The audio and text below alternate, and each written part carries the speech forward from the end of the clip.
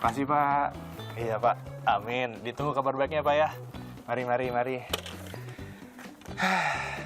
Ini amat ya, so banget dah dapat kerja. Gimana lulusan SMK ya? Mirsa, Sekolah Menengah Kejuruan. Tuh singkatan dari SMK tuh. Ini tuh adalah pendidikan tingkat menengah yang ditempuh agar siswa tuh terampil alias siap dalam bekerja. Tapi kalau misalnya ngelihat data dari Badan Pusat Statistik, SMK tuh artinya susah dapat pekerjaan. Yuk kita bermain dengan data dari BPS. Per Agustus tahun lalu jumlah pengangguran di Indonesia itu ada 8,4 juta orang. Atau 5,8% dari jumlah angkatan kerja yang ada, yaitu 135,5 juta orang. Di dalamnya, pengangguran paling banyak disumbangkan oleh lulusan dari SMK. Benarkah? Kita cek datanya. Nah, pemirsa, survei Angkatan Kerja Nasional BPS menguak fakta bahwa betul adanya lulusan SMK yang seharusnya menjadi lumbung padat karya, malah menjadi lumbung padat pengangguran. Nih, cek aja nih grafisnya nih.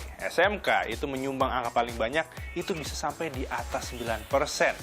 Melampaui lulusan SMA, diploma, universitas, bahkan SD. Pemirsa, padahal saat ini referensi masyarakat Indonesia untuk menyekolahkan anaknya paling tinggi itu adalah di SMK atau Sekolah Menengah Kejuruan. Hal ini porsinya hampir setengah dari 1.520 responden dari survei yang sudah dilakukan oleh Indikator Politik Indonesia. Dari data ini nih, berarti tergambar begitu besarnya harapan masyarakat untuk menyekolahkan anaknya di Sekolah Menengah Kejuruan, meskipun sulit mendapatkan pekerjaan. Adik-adik yang sedang bersekolah di SMK tetap semangat belajarnya dan juga tentunya tekun dan harus dari hati. Ingat, niat yang baik pasti akan menghasilkan hasil yang terbaik. Menyediakan lapangan pekerjaan adalah tugas dari pemerintah. Evaluasi kurikulum itu tugas dari Kementerian Pendidikan. Untuk lapangan pekerjaan itu ada di bawah Kementerian Perekonomian dan juga Kemenko PMK. So, tetap semangat belajar. Elgin Fridianto, Heri Ardi, Business Talk.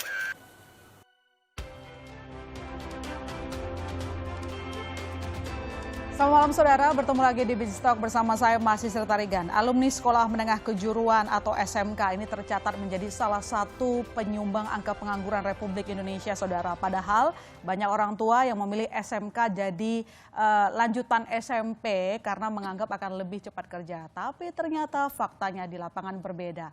Apa yang perlu kita ubah kurikulumnya? Ataukah juga bagaimana regulator punya tanggung jawab untuk menyediakan pelatihan bagi alumni SMK? Telah bergabung bersama kita malam ini untuk membahasnya. Ada Pak Afriansyah Nur, Wakil Menteri Ketenagakerjaan. Selamat malam Pak Afriansyah. Malam, terima kasih telah bergabung lagi. Dan sudah bergabung juga Pak Anton Jesupit, Ketua Bidang Ketenagakerjaan Apindo. Selamat malam Pak Anton. Selamat malam Mbak Masister. Ya, dan melalui Zoom sudah tersambung juga bersama kita Bu Kiki Yuliati, Direktur Jenderal Pendidikan Vokasi Dirjen Diksi. Selamat malam Bu Kiki. Selamat malam Mbak. Oke, saya langsung ke fakta dulu kalau begitu ke Pak Anton. Pak Anton, dari tamatan SMK tercatat menjadi penyumbang angka pengangguran terbesar di RI. Apakah memang SDM SMK tidak sesuai kebutuhan dari dunia usaha ataupun industri?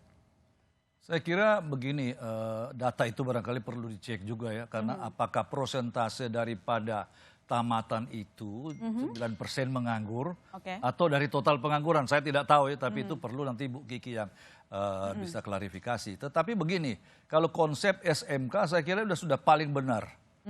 Karena buktinya kita lihat tetangga saja Malaysia. Malaysia itu mengkopi sistem Jerman. Tentunya Pak Mahathir dia melihat ya, mengevaluasi beberapa sistem beberapa negara. Di sana 80% tamatan SMP masuk SMK. Dan hampir 90% tamatan SMK semua bekerja, sisa bukan tidak dapat pekerjaan, mau meneruskan sekolah atau mau entrepreneur. Nah, kenapa di sana bisa, di sini tidak? Nah, kekurangan kita adalah tentunya kalau kita bicara vokasi, dua pilar utama itu pendidikan dan pelatihan, dan pilar kedua adalah DUDI, yaitu sektor industri. Ya. Sebenarnya bukan industri karena ada juga di bidang pertanian, perikanan dan lain-lain ya. Tapi kita bilang saja Dudi ya, atau industri supaya gampang. Nah, ini harus saling mendukung. Jadi tidak bisa SMK jalan sendiri, perusahaan atau katakan Dudi mengeluh tidak ada ini. Nah, keuntungan kalau kita lihat Jerman lah yang paling ideal ya. Vokasi dijadikan ekonomi strategik. Jadi bukan hanya semata-mata CSR, tapi ekonomi strategik, sehingga walaupun dengan segala banyak krisis, Jerman kan tetap survive. Karena apa? Dia punya tenaga-tenaga terampil yang hebat, dan di sana karena mereka, saya pernah lihat di majalah Der Spiegel mengatakan, orang muda yang tidak punya pekerjaan itu menjadi the dangerous species in the world. Jadi untuk menghindari itu, lantas diberi kompetensi. Nah, sinilah peranan negara, memberikan kompetensi yang paling minimal agar orang muda itu bisa bekerja. Tentunya sistem ini perlu kita diskusikan bersama dunia usaha dan pendidikan dan tentunya pelatihan. Dan yang lebih menarik di Jerman, Pak Wamen, pendidikan dan pelatihan itu menyatu satu sistem. Yaitu kalau ada kompetensi yang tidak lagi disiapkan oleh dunia industri untuk diberi pemagangan, tetapi masih dibutuhkan, masuk BLK. Jadi ini sudah menjadi satu, tetapi jangan lupa di Jerman ada yang namanya BIBB.